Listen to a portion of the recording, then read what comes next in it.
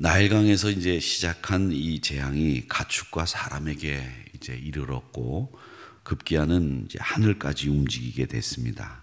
이스라엘 백성들이 하나님이 여호와이신 줄 분명히 알게 됐고, 또 나아가서 바로도 애굽 사람들도 하나님이 정말 위대하시고 전능하신 분이다라는 것을 알게 하셨는데, 온 천하가 하나님에게 속해 있음을 바로일 뿐만 아니라 애굽 사람들도 알게 됐습니다. 그런데 그 마음의 완악함이 이게 쉽사리 가시지가 않습니다. 그리고 하나님의 권능을 봤음에도 불구하고 그 말씀에 순종해야 되는지 순종하지 않아도 되는지 아직도 마음을 결정하지 못하고 바로는 자기의 뜻을 굽히지 않는 모습을 그대로 우리에게 보여주고 있습니다. 여섯 번째 독종 앞에서 별다른 마음의 동요가 없었고 완고한 고집이 이 바로에게는 여전히 있었습니다. 여호와께서 이제 일곱 번째 재앙을 주시게 되는데 그 일곱 번째 재앙이 우박입니다. 근데 이 우박이 그냥 우리가 생각하는, 우리가 일상에서 보는 그런 우박이 아니라 그야말로 사람을 죽일 수 있는 우박이지요. 그리고 이 우박과 함께 불이 같이 내립니다. 그래서 우박은 충격을 주고 불은 태우면서 온 애굽 땅을 완전히 초토화시키는 일을 하게 되는데, 앞선 재앙하고는 비교할 수 없을 정도로 강하고 아주 치명적인 재앙이 될 것인데, 이 바로는 이 이야기를 듣고 난 뒤에 우박이 내릴 거다, 너 조심해라, 이런 이야기를 분명히 들었음에도 불구하고 마음의 완악함을 고치지 않았습니다. 그런데 우리가 생각할 때 이런 생각도 들어요. 하나님이 뭐 10가지 재앙을 줄 필요 있나? 한 번에 그냥 끝내시지 뭐할로 10가지 재앙을 주실까? 이런 생각을 해봤습니다. 여러분 어떤 생각이 드시는지 모르겠습니다만, 만약에 말을 안 듣는 사람이 있다 그러면 한 방에 말이 들을 때까지 비 오는 날 먼지 나도록 두들겨 패가지고 말을 듣게 하는 게 낫겠습니까? 아니면 말을 들을 때까지 기다리는 게 낫겠습니까? 아니면 한 대 때리고 좀 기다렸다 말 들으면 안 때려야 되겠다 생각하다 또 말 안 들으면 또 한 대 때리고 이렇게 하는 게 낫겠습니까? 그건 여러분 판단에 맡깁니다만은 저는 볼 때 두 가지라고 생각해요. 한 가지는 말을 들을 때까지 기다려 주든지, 아니면 비 오는 날 먼지 날 때까지 두들겨 패가지고 말을 듣게 하든지, 이 둘 중에 하나를 하는 게 낫지 않을까요? 여러분 생각은 어쩐지 모르겠습니다만, 만약에 제가 중간에 말씀드린 것처럼 말을 안 들으면 한 대 때리고 기다려요. 그리고 또 말 안 들으면 또 한 대 때려요.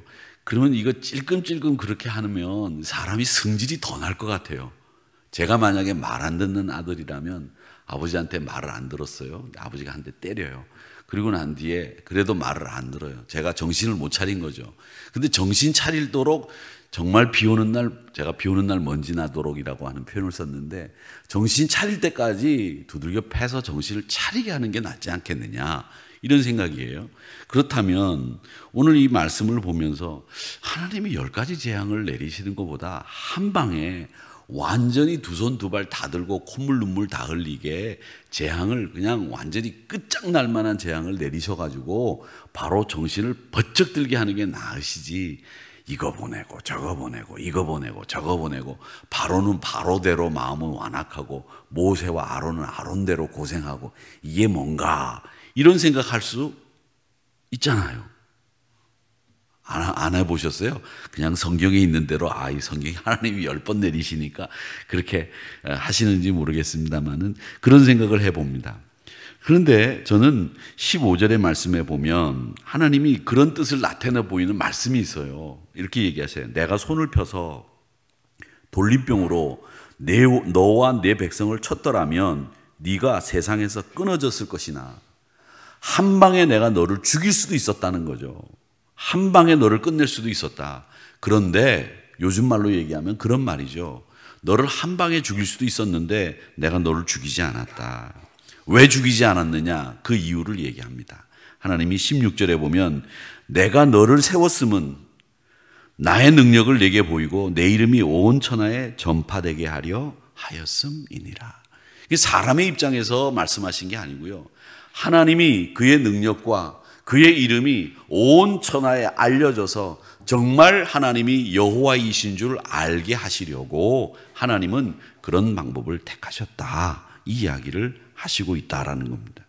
그러니까 어떤 분인지, 하나님이 어떤 분인지를 너는 좀 뭐예요? 알아라. 이 말씀을 하시고 있는 겁니다. 바로야 내가 요술사들과 같이 그런 일을 만들어내고 강을 피로 만들어내는 이런 일을 하는 사람이 아니라 온 천하를 다스리고 온 천하의 만국 주권을 가지고 있는 여호와이다 라는 것을 좀 깨달아라. 이 말씀을 하시고 있는 겁니다. 그렇다고 한다면 역시 우리에게도 하나님은 이런 말씀을 계속 하시는 겁니다.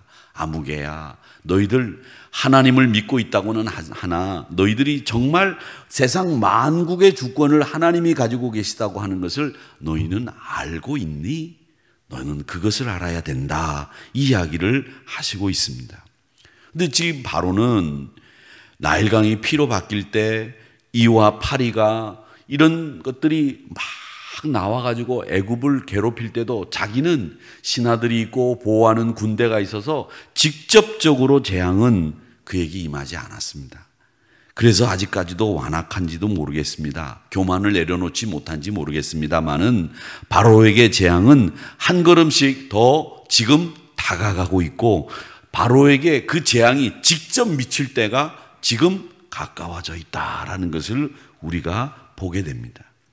그래서 하나님이 이제 우박을 통해서 바로를 징계하시게 되는데 내일 이 시간에 바로에게 하나님이 이런 얘기를 합니다. 내일 이 시간에 무거운 우박을 내릴 거다. 18절에 이렇게 얘기하죠. 내일 이맘때면 내가 무거운 우박을 내리리니 미리 예고를 하신 거예요. 그러니까 너에게 임할 재앙이 어떤 것인지 하나님이 미리 보여주신 거예요. 말씀해 주신 거죠. 그러면서 이런 우박은 애굽 역사상 있지도 않았고 앞으로 있을 수도 없는 그런 우박이다. 이렇게 이야기를 하십니다. 그리고 이 바로는 이 말을 듣고 말이죠. 어떻게 하는지 보시기 바랍니다. 19절 말씀에 보면 이렇게 얘기합니다. 이제 사람을 보내요. 바로가 사람을 보냈어요. 온 애굽에 네 가축과 내 들에 있는 것을 다 먹으라. 사람이나 짐승이나 물에 들어 있는 것을 그렇게 다 우박을 내리리라 하셨다 하라 하시니라. 그러니까 하나님이 그렇게 분명하게 바로에게 얘기를 해서 바로가 그 얘기를 하는 거예요. 그러니까 신하들 중에 그 말을 듣고 두려워하는 사람들은 가축을 또 사람들을 들에서 집으로 다 피하게 했다라는 얘기입니다. 그러니까 이런 이야기를 경고하시면서 바로는 전국에 즉시 사람을 보내서 피신해야 된다고 경고하라는 말씀을 하시는 거죠. 이렇게 경고를 내린 후에 여호와께서는 모세를 통해서 심판을 실행할 것을 이야기를 하십니다. 그래서 모세에게 이르시되 22절에 보니까 너는 하늘을 향하여 손을 들어 애굽 전국의 우박이 애굽 땅의 사람과 짐승과 밭의 모든 채소에 내리게 하라. 이렇게 말씀하시면서 이제 우박이 내리게 되는 겁니다. 나일강 피로 변했습니다. 개구리가 나왔고 이가 나왔고 티끌이 많은 재앙들이 일어났는데 이건 땅을 통해서 일어난 재앙들이에요. 땅에서 일어난 재앙들이죠. 그런데 이번에 7번째 재앙인 이 우박의 재앙은 어디서부터 시작된 재앙이냐면 하늘에서부터 시작된 재앙.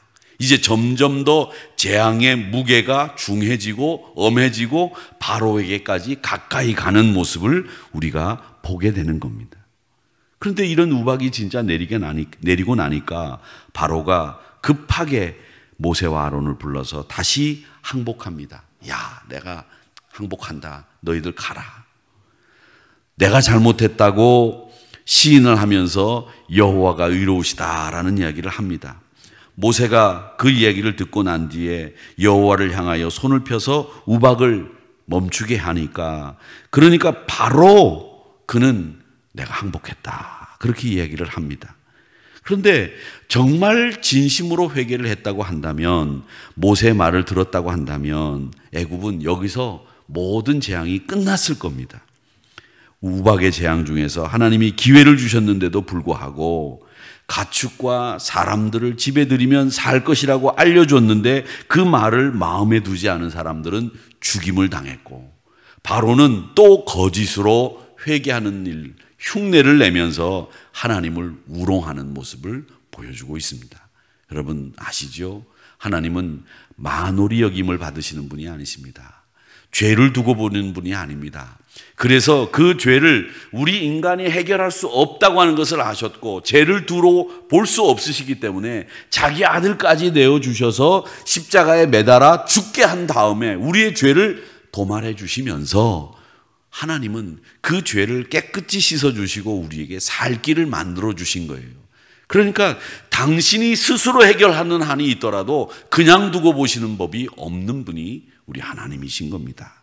그런 하나님이 공의의 하나님이요, 정직한 하나님이요, 의로운 하나님이 이 거짓 회개를 하는 바로를 그냥 두고 보실 수가 없었다라는 겁니다. 이 완악한 바로는 여전히 그 회개하고 돌이킬 수 있는 기회를 등지고 버리는 겁니다. 여러분 그렇습니다.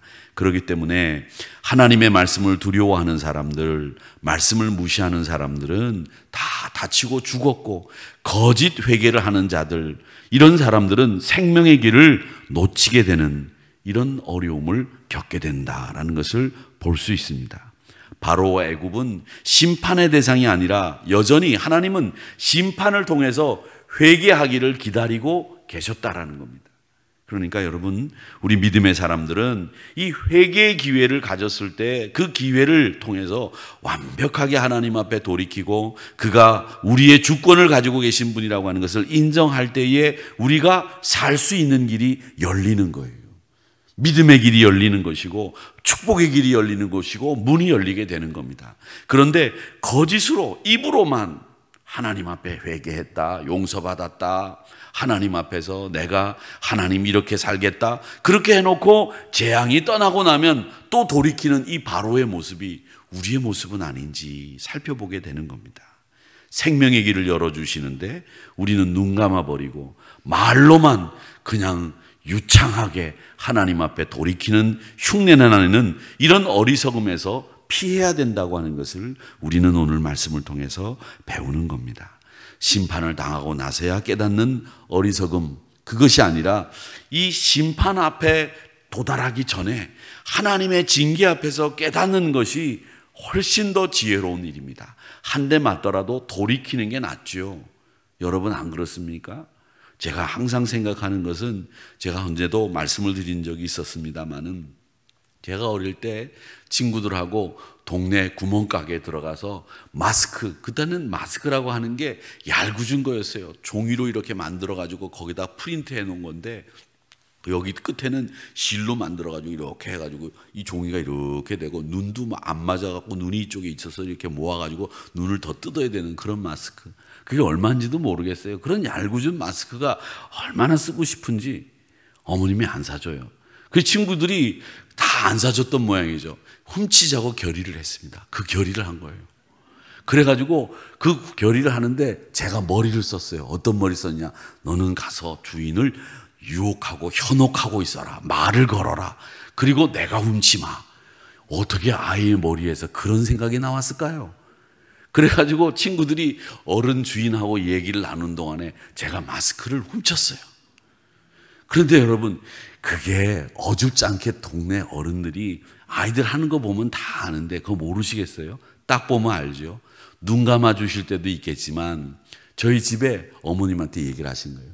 제가 그날 제 기억 속에 지금까지 어머님한테 별로 맞지도 않았는데 정말 죽도록 맞았어요.